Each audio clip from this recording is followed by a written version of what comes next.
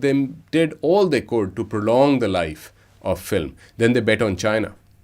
That, okay, here's a new emerging market, a billion, more than a billion people. They would not go straight to digital, but unfortunately they did. So there wasn't very much that they could do then.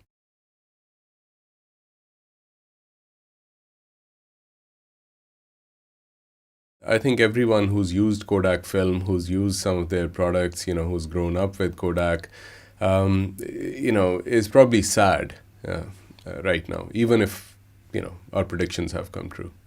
In order to know what went wrong, we need to know what went right, for them.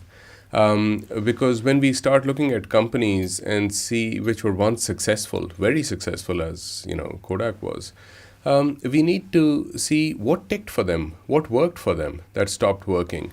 And in Kodak's case, their success was built on the success of film. Okay?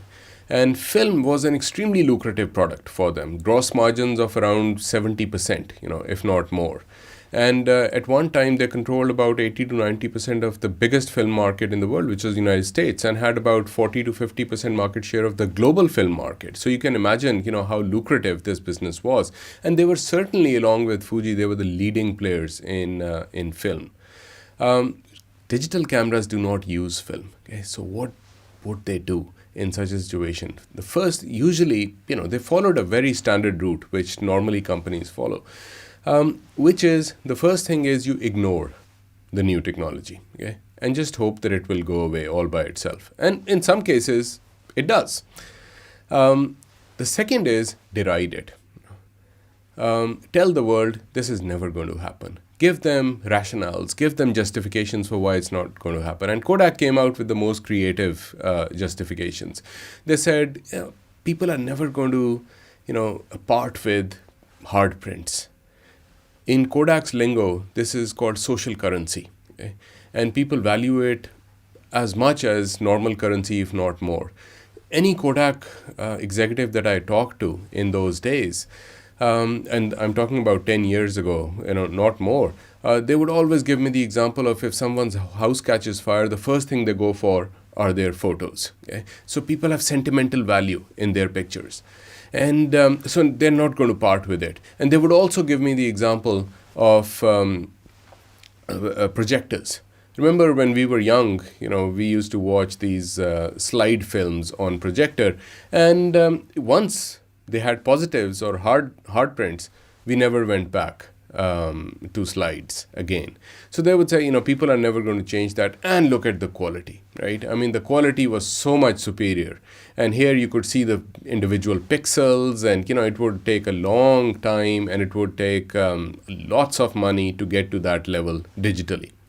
Well, it always seems to happen sooner than, these companies claim or imagine. When we adopted digital cameras, it was for very different reasons. It wasn't because we found it easier to print. It wasn't because, their quality suddenly became as good as film. It was because we were able to share those pictures, over the internet. We were able to share those over mobile phones. And so it became a completely different proposition. Right? So Kodak missed all that. With digital, what happened was there was a huge demographic shift. Because we took digital cameras not as specialty photography equipment, but as electronic gadgets. And suddenly, the demographic shifted from mostly women taking pictures to mostly men taking pictures. Now, first of all, Kodak had no idea how to market to men. Okay? They had never dealt with men. Secondly, men were taking pictures with their digital cameras, but they were not printing them out. And of course, these cameras did not use film. So where was the revenue stream? How were they going to make money from digital? Secondly, as we all know, the margins on hardware are very thin. Certainly nowhere comparable to the margins on film. So they tried their best to prolong the life of film.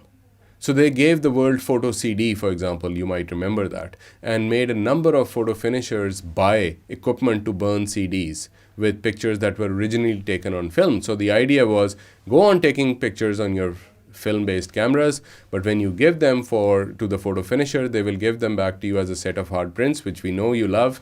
But they will also give it to you as a CD, which you can plug into your laptop or your PC and have a set of very high quality images digitally. They followed a 3-step process. The first one was ignore it, it'll go away. When it did not go away, then they started deriding it. They started giving you justifications for why film will never go away, because they needed this network, this universal network of service providers, who develop and print your film, to basically be able to sell their product. And the third was they started giving you hybrid products like photo CD, or they gave you Advantix or advanced photo system cameras, smaller digitally coded film. So they did all they could to prolong the life of film. Then they bet on China. That, okay, here's a new emerging market, more than a billion people. They would not go straight to digital, but unfortunately they did. So there wasn't very much that they could do then.